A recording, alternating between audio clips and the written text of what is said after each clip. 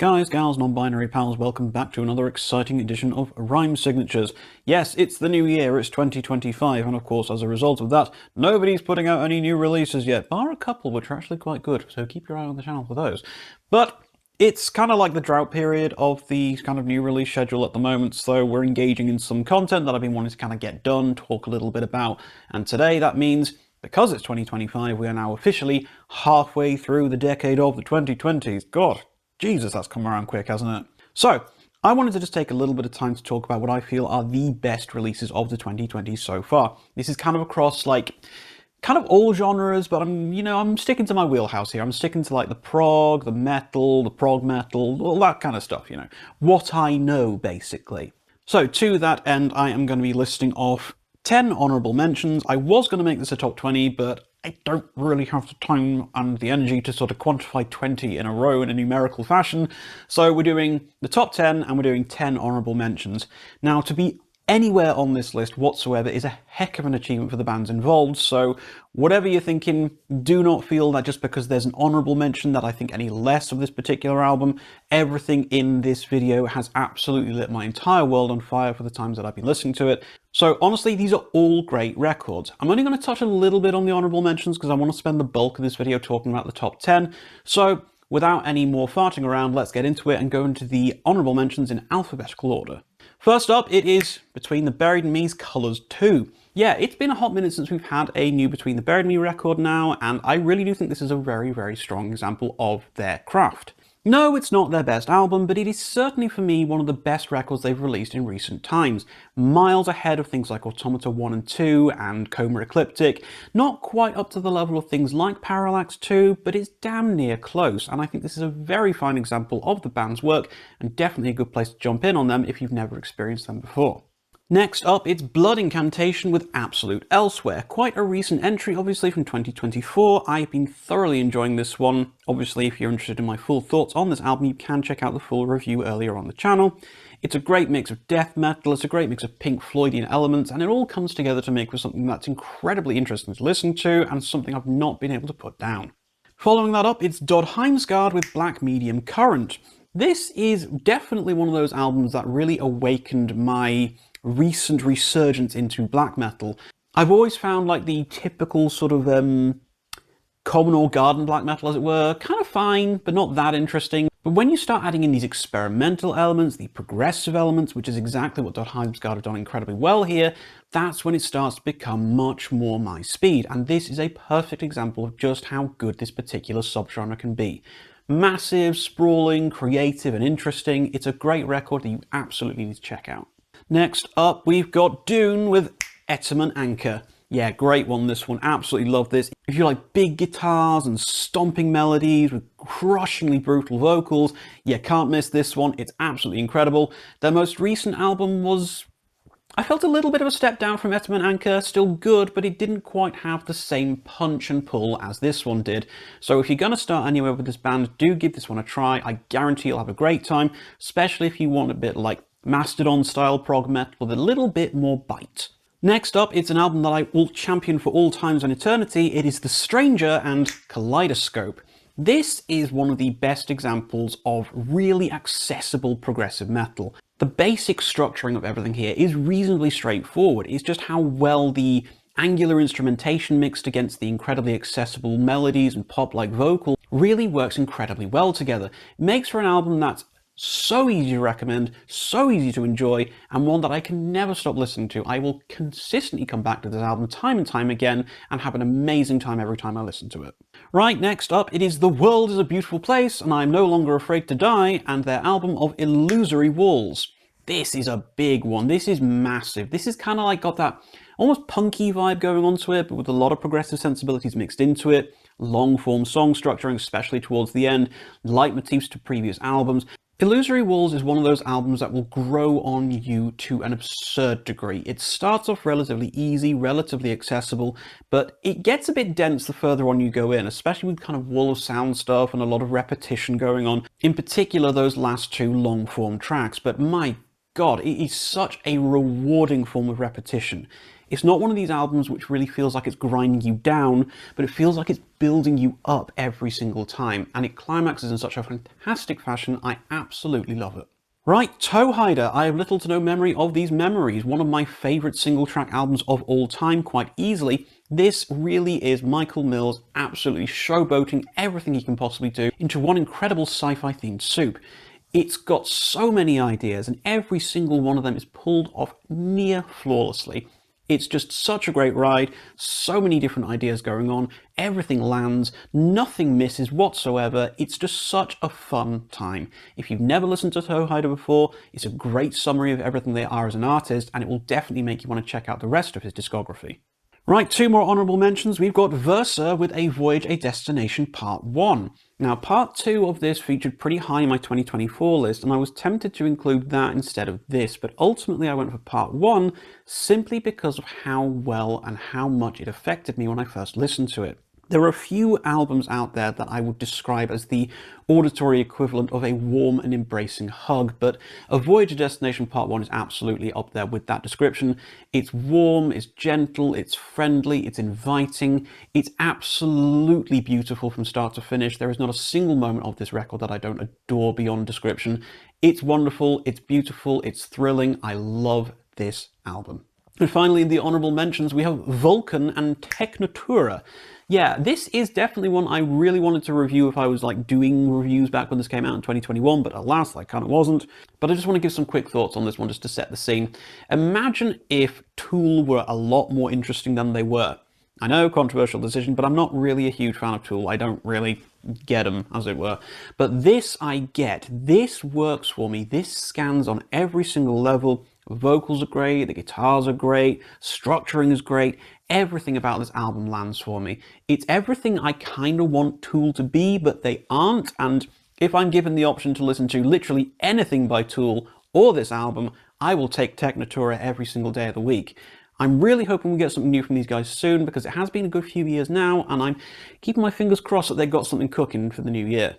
Right, that is the honourable mentions. Like I say, no shade to any of the bands involved there. If you're on this list, let's be real, you're on the list of the best albums of the decade so far. You're doing pretty okay. But these next 10, and I don't want to get too heavily into detail on this, because I don't want this to be an incredibly lengthy video which like goes on for like 50 minutes, because I can't be bothered with that. You probably can't be bothered to watch a video that length. I can't be bothered to talk for that long, because I've still got a dicky lip from the accident, so whatever.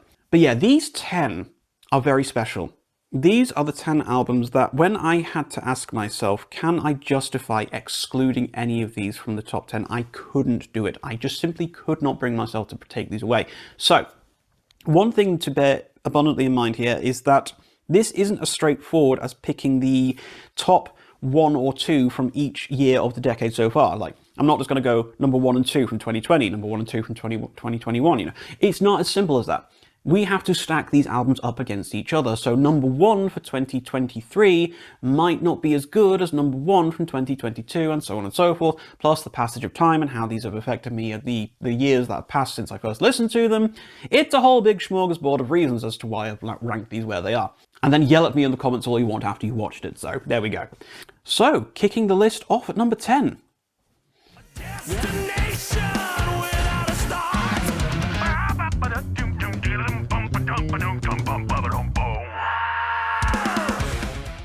Yeah, that's right, it's No Spoon and Opus. These guys really came out of nowhere for me. This obviously being their debut album. I have been watching the social media postings of the band since this came out with great interest, you know, to really figure out what makes these guys tick. And my God, talk about an absolutely wonderful bunch of people. These guys seem so genuine, so in love with their own work, so in love with their own craft that you can't help but fall deeper and deeper in love with this album the more you listen to it. This has out-Hakened everything Haken have done since The Mountain. Fight me on that, debate me on that, I don't care. Whatever those guys have put out, it ain't as good as Opus. This is a superb example of modern, melodic, progressive metal. Great storyline going on. The length and the ambition of this record is massive. Everything lands for me. Maybe it's a tiny bit overlong. I suppose you could maybe levy that criticism at it. But when I'm having as much fun as I am doing with every single song on here, I can hardly complain too much.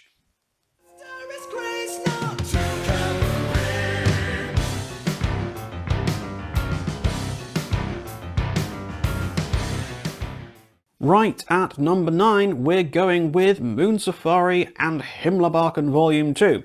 Those eagle-eyed of you will remember this was my album of the year for 2023, yet here it is at number 9, which is why I gave you a little bit of the preamble before to not read too much into the previous rankings. This is an incredible record. I love Moon Safari so very, very much, and I had been getting very impatient for the follow-up to Himmelbarken Volume 1, which obviously came out quite some time ago now. But we were not disappointed with the end result of the release of Himmelbarken Volume 2. It felt like the band had really focused their energies on making what was the most Moon Safari release they possibly could do, whilst also treading new ground for themselves and digging a little bit deeper into that progressive metal territory in some places, especially on the epic Teen Angel Meets the Apocalypse. End of the day, this is an amazing album, an incredible experience to listen to, and easily deserving of a place in the best albums of the decade so far.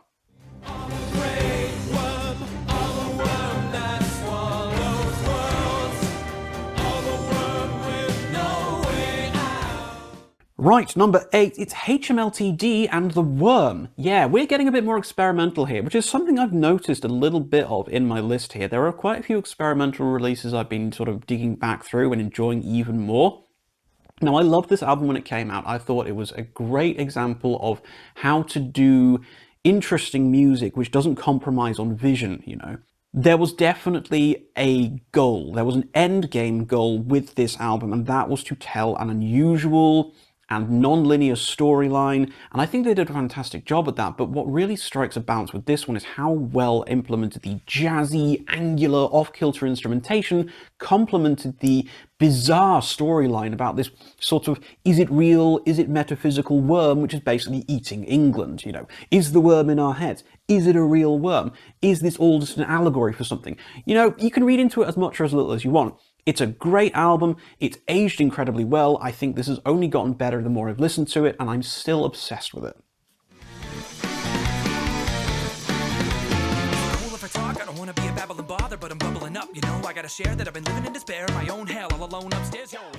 Right, number 7, it is Bear Ghost with Jiminy. If you are looking for something incredibly off the wall, absolutely insane, no holds barred, just unapologetic fun, then you cannot do better than Jiminy.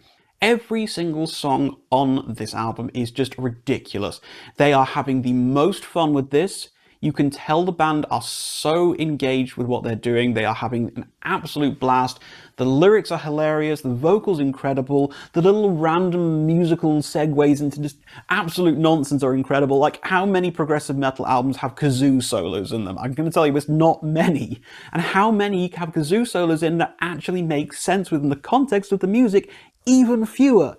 But Jiminy is one of those rare albums which is just an absolute treat from start to finish.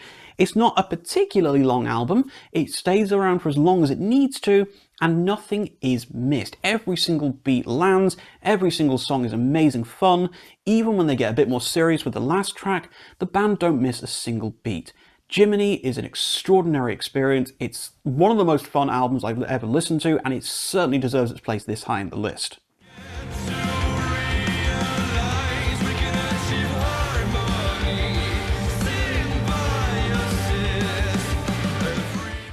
Right, at number 6, we've got Omnirod with the Immensal Rise. I had the rare privilege and pleasure to see these guys perform live late last year, and let me tell you, what an incredible bunch of people. What an absolute treat these guys are. So incredibly friendly, so down to earth, so welcoming, and so incredible on stage. The presence they had, the power, the energy, all of it translated so well from what I heard on the disc to what I saw on the stage. Now, it is quite upsetting to find out that the band have recently had to go on an indefinite hiatus due to personal circumstances involving various members of the band. So I do count my chickens that I was fortunate enough to see them perform parts of this album live before, you know, it all kind of went unfortunate. That being said, if you are looking for something which crosses the madness of early Devin Townsend with the intensity of early Opeth, then you need look no further. The Immensal Rise is one of the most creative, engaging, and interesting records I've ever listened to from the progressive metal spectrum, and you would be an absolute fool to miss out listening to this one because, honestly, it's just such an amazing ride.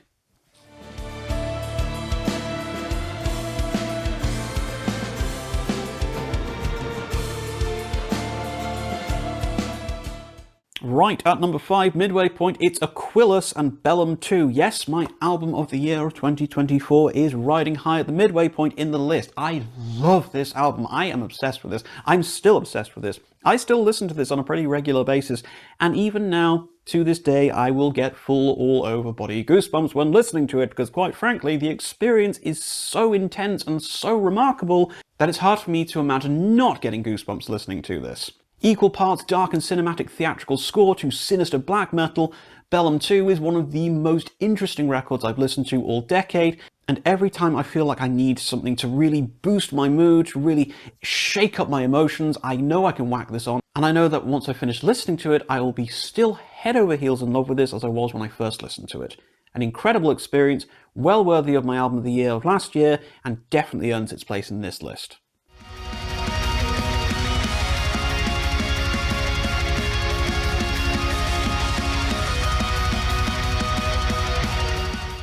Right, we're getting into the really big boys now. We are going in at number 4 with an Abstract Illusion and Woe. Yeah, this one came out of nowhere for me when I first listened to it. It hit me like a ton of bricks. I was getting a lot of buzz from this from my various social media feeds, and I wanted to see what the deal was. You know, I wanted to feel, is this really worth the hype? And let me tell you, this is worth the hype and then some.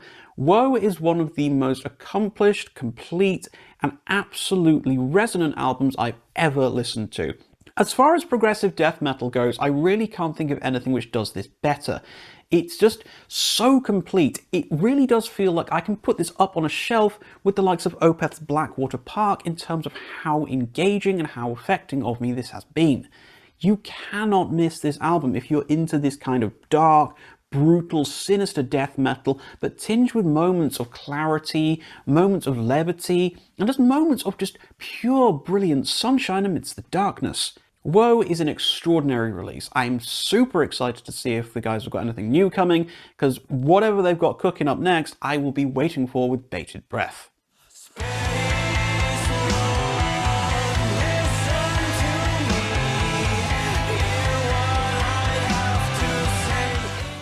Okay, top 3 time, it's Parius with A Signal Heard Throughout Space. So if I was to compare an Abstract Illusion's Woe to Opeth's Blackwater Park, then surely I can compare The Signal Heard Throughout Space by Parius to Parallax 2 by Between the Buried and Me. Both have got that very similar kind of harder edge to them with that sort of schlocky B-movie sci-fi feel to it all, and I feel this is a pretty fair comparison to be drawing between these albums. Parius really hit it out the park with this one. Combination of absolutely phenomenal vocals, really rich and interesting melodic lines, a fantastic little narrative storyline going on, nothing too complicated, but enough to keep you engaged with the overall experience. And honestly, for me, it's got one of the best closing songs of any progressive metal album I've heard since Colours with White Walls. Arecibo is possibly the most exciting ending track I've heard in a very, very long time. When I start to hear those bits like Space Log, O2, oh my god, it's so good. It's so good. I get absolute chills everywhere. It's an incredible experience. Every song just feels absolutely on fire, and this is easily my pick for the best progressive metal album of the 2020s so far.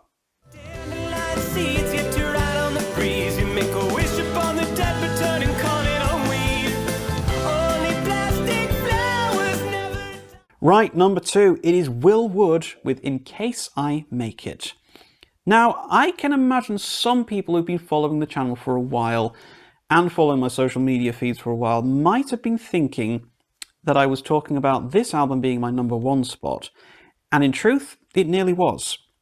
But I had to ask myself what the criteria for being number 1 was, and I'll get into that when I talk about the top spot, but for now, let's talk a little bit about In Case I Make It by Will Wood. This is an extraordinary release. This is a very long album. This is like, I think, some 15 tracks, maybe 17 tracks long, and it's like almost 80 minutes long. There's a lot going on here. There's a hell of a lot to unpack with this record. Now, this is not progressive rock. This is not progressive metal. This is not even metal at all. This is very much quirky, introspective singer-songwriter stuff. I think this is wonderful. Now, music can often affect us in different ways and for different reasons, and I think the reason why this album has impacted on me so hard is when it came to me. Now, I was always excited for this record. His previous album of the Normal album I thought was one of the most exciting releases of the 2020s, and it nearly made the list as well. But I've got a strict one album per artist rule, and for me, In Case I Make It made the list because of when it came to me. I was having a moment of very serious personal introspection following a particularly, how shall I put it, a particularly affecting personal failure. And it was a case of this album helped me through that. Listening to the poetry of Will's vocals, the vulnerability displayed within the songs on here, and it reflected my own life in ways that I wasn't quite expecting. Now, as a result of that, I have a very, very strong connection, very personal connection to a lot of the songs on here. Everything feels slightly tailor-made to my own experiences, and as a result of that, this album has been one of the most emotionally impacting things I've listened to in a very, very long time. In Case I Make It is not necessarily something I would recommend to the typical viewer of this channel. You know, if you're into your progressive rock, progressive metal, this may or may not land for you. I would still say give it a go, approach it with an open mind from a singer-songwriter perspective, really listen to the lyrics, and I suppose just get lost in the messages of a man bearing his entire soul for us all to see.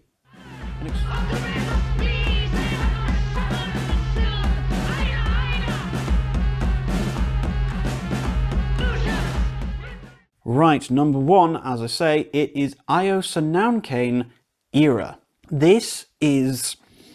okay, let me just try and think about how I want to talk about this album first, because I am going into this completely blind. I'm doing a stream of consciousness for this whole video. And Era, which I believe is Italian for anger, is one of the most bizarre and memorable things I've ever listened to. To try and describe this record with words is extremely difficult. It's difficult, as I say, it's very difficult to put it into words what this album actually means. I discovered this one on a whim. I don't remember how I discovered it. Somebody told me I should check it out because it was really strange. They weren't kidding. There are times when this record defies what you will expect conventional music to actually be. There's a lot of ambient noise, drone, all that sort of stuff.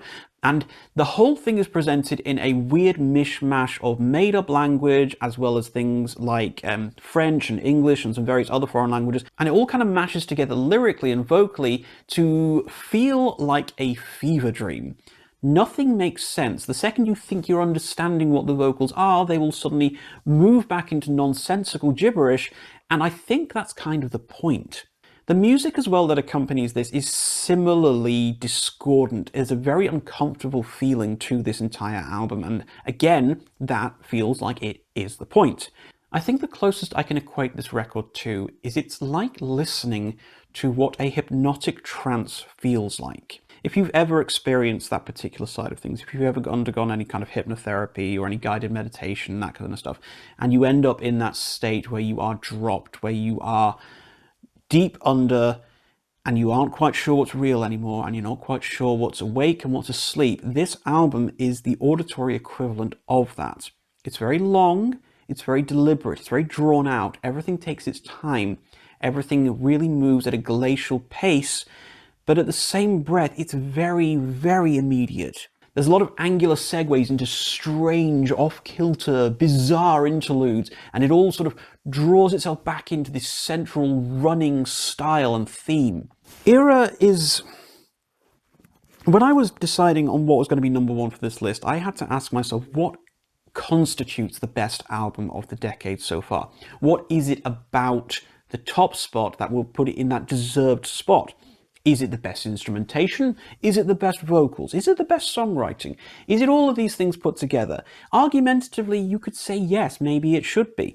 But I ultimately went for the album which had the greatest emotional and memorable impact on me, and nothing this decade has hit me quite so hard as Era has. This is an incomparable album that I can't think of a single thing like this. This is a record for those who are not afraid to engage with the experimental, for those who are not afraid to engage in the weird and unusual, and for those who aren't afraid to challenge their notions and preconceived conditions as to what music even is. Era is one of the most remarkable recordings I've ever listened to. I don't think we will ever find anything like this again in our lifetimes, and I think to pass this one by just because it's weird would be doing yourself a huge, huge disservice. I imagine that quite a lot of people who are watching this, who have been following the channel for a while, might not have heard this album before, might be wondering why on earth is this at the top of the list, considering everything else that's been on this list, you know, from 10 through to 2 and all the honourable mentions as well. Am I really saying that this is better than those albums? No, I'm not saying this is better than those albums, absolutely not. I am just saying that for me, this is the best album of the 2020s so far. Is it better? No. Is it more affecting for me personally? Absolutely yes. And by that category, I couldn't put it anywhere other than the very, very top. So there we have it. There is my list of what I consider to be the best albums of the 2020s so far. We have another 5 years ahead of us to go, so obviously in 5 years' time I'll be looking forward to doing an actual overall best album of the decade list. Will Era retain the title? Who knows? There's a lot of music that's still to come out in the next 5 years. A lot of music yet to come out in this next year. So with that being said, I would love to know what your particular picks for the best album of the decade so far is. Challenge me, critique me, tell me I'm wrong in the comments. I would love to get some debate going. I would love to hear what your choices are. Let's get some discussion going. Tell me all about yours. If you did indeed make it this far through the video, guys, thank you so very much indeed for watching, and I look forward to bringing you some new reviews of new music very, very soon in the coming future. But until next time, guys, as always, keep your rhyme signatures pretty odd.